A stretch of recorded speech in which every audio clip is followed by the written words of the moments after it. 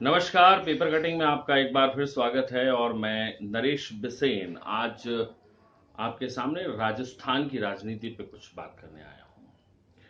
दरअसल बीते सप्ताह भर से राजस्थान की राजनीति में हड़कंप मचा हुआ है। ये आप न्यूज़ चैनलों के माध्यम से और तमाम दूसरे समाचार पत्रों के जरिए चीज़ों को देख और समझ रहे होंगे। लेकिन अब स्थिति कहाँ जाकर रुकेगी?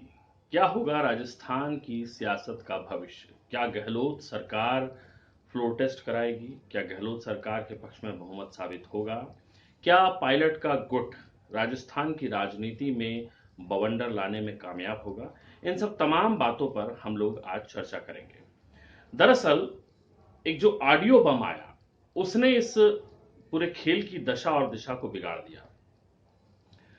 ऑडियो बम से तात्पर्य मेरा यह है कि गहलोत सरकार के अंडर में पुलिस आती है और पुलिस के पास एक एसओजी होती है, मतलब स्पेशल ऑपरेशन ग्रुप। इस स्पेशल ऑपरेशन ग्रुप ने राजस्थान में एक ऑडियो टेप जारी किया। कायदे से इसे मुख्यमंत्री के ओएसडी ने सामने लाया, लेकिन ये किया धरा पूरा एसओजी का था। एसओजी के इस टेप में बीजेपी का जो हाथ सामने आया उसमें केंद्रीय मंत्री गजेंद्र सिंह शेखावत और पायलट गुट के एक नेता उसके बीच की बातचीत को सुनाया गया है। इसमें जो बातचीत हो रही है वो सरकार गिराने और खरीद फरोख्त को लेकर के हो रही है। इस ऑडियो टेप के सामने आने के बाद अब जो है बीजेपी सकते में है कि आखिर ये कैसे हो गया। इसमें एसओजी ने एफआईआर भी दर्ज की है गजेंद्र सिंह शेखावत के खिलाफ भी, और वो शख्स जो बीच में मीडिएटर के तौर पे था उसके खिलाफ भी। फिलहाल एसओजी ने वॉइस सैंपल के लिए पायलट गुट के जो मनेसर में जो इस होटल में रुके हुए हैं नेतागण, उनसे वॉइस सैंपल की मांग की थी और वहां गए भी थे, लेकिन नेताओं ने या गजेंद्र सिंह शेखावत ने या बीजेपी ने कहे कि वॉइस सैंपल देने से इनकार कर दिया।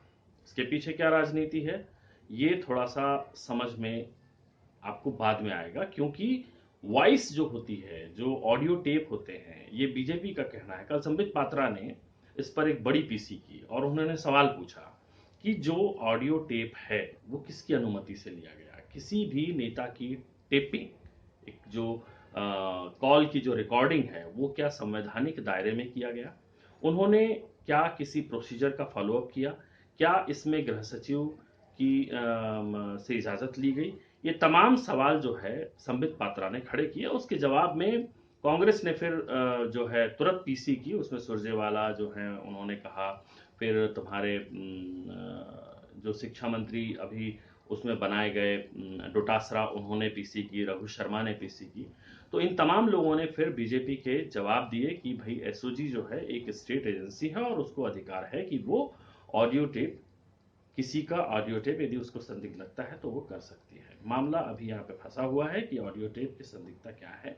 और दिल्ली से जो गृह मंत्रालय है उसने भी एक एसओजी से रिपोर्ट मांगी है और मांग की है कल संबित पात्रा ने कि इस पूरे मामले की जो जांच है वो सीबीआई से होनी चाहिए। देखिए, सीबीआई सेंट्रल एजेंसी है और निश्चित तौर पे उस पर जो है केंद्र सरकार का की चलेगी, और एसओजी है स्टेट एजेंसी है। एसओजी, एसीबी, ये सब भी इस मामले में इन्वॉल्व है।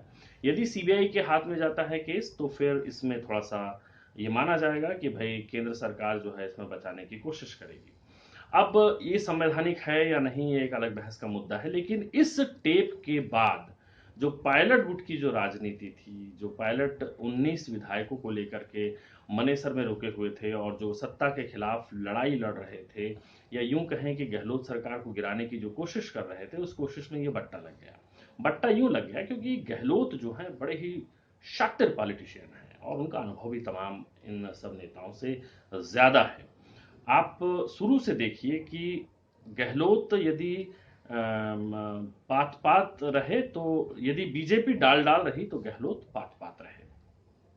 कल ही उन्होंने जो है 2 बीटीपी के जो विधायक है उनका समर्थन ले लिया और कल ही उन्होंने राज्यपाल से मुलाकात की और उनसे कह दिया कि वो समर्थन उन्होंने दे दिया है। और इसके बाद उन्होंने 103 विधायकों, ऐसा माना जा रहा है कि उन्होंने 103 विधायकों का समर्थन पत्र राज्यपाल को सौंपा है और उन्होंने बहुमत, फ्लोर टेस्ट पे बहुमत साबित करने की बात भी कही। हो सकता है जल्द ही राजस्थान में विधानसभा का सत्र बुलाया जाए और उसमें फ्लोर टेस्ट की बात आए। लेकिन अब देखना यह है कि जो खेल पायलट ने खेला या पायलट गुट ने जो कोशिश की कि भाई वो सरकार गिरा देंगे, उसमें थोड़ा सा अब मामला गड़बड़ हो सकता है। यदि बीजेपी, हालांकि ये माना जा रहा है कि गहलोत ने जो होटल में जिन विधायकों को रखा है उनमें कुछ विधायक अभी भी सचिन पायलट गुट के हैं और मिले हुए हैं। यदि फ्लोर टेस्ट की बात आती है तो हो सकता है कि जो बहुमत का जो आंकड़ा है वो इधर उधर हो सकता है।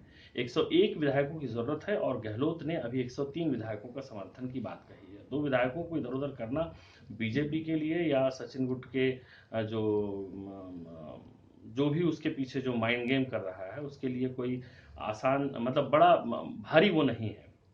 बहरहाल सचिन के ऊपर अभी फिलहाल कोई वो नहीं हुई है, सदस्यता को लेकर के भी कुछ नहीं हुआ है। लेकिन हाँ, उनसे जो पीसीसी चीफ का जो पद था वो ले लिया गया, उप मुख्यमंत्री पद था वो भी छीन लिया गया। उनके साथ जो विश्वेंद्र सिंह थे उनसे भी उनको मंत्री पद से हटा दिया गया।